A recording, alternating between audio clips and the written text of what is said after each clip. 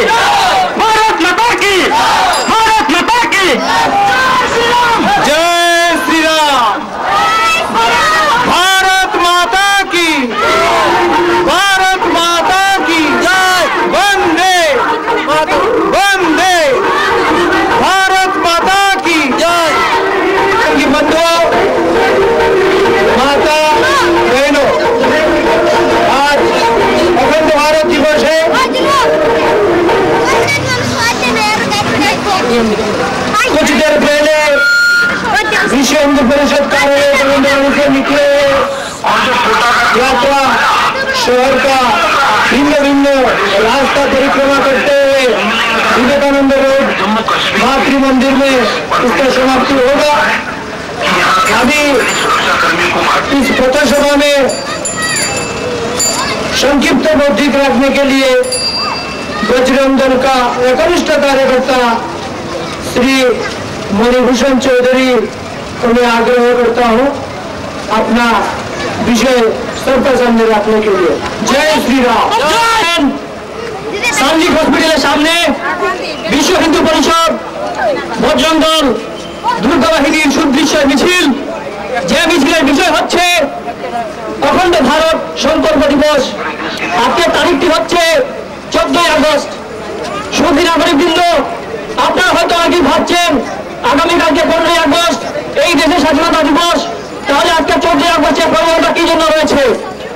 14 আগস্টের প্রয়োজনীয়তা এই জন্য রয়েছে কারণ আজ থেকে অনেক বছর পূর্বে 1947-এর 15 আগস্টের ঠিক আগের দিন 14 আগস্ট আমাদের ভারত মাতাকে খণ্ড বিখণ্ড করা হয়েছিল। আমরা প্রতিটি ভারতীয় আমাদের নিজের মাকে ভালোবাসি, কিন্তু আমাদের দেশেরই কিছু কুলাঙ্গার নেতৃত্ব আজকে 1947-এর সময় আমার দেশকে ত্রিখণ্ড করেছে।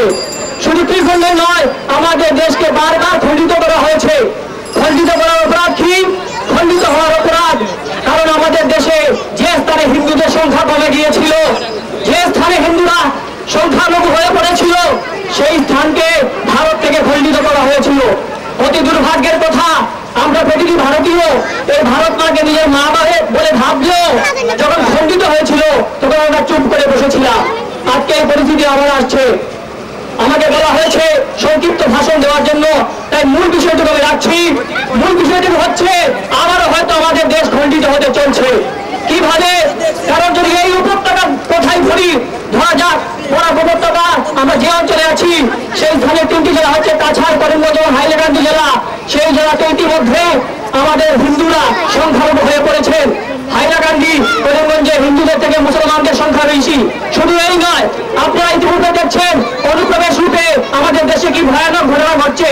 আমাদের দেশে 5 কোটি কোটিরও উপর অনুপ্রবেশকারী রয়েছে, 5 কোটিরও উপর বাংলাদেশি অনুপ্রবেশ মুসলমানেরা রয়েছে।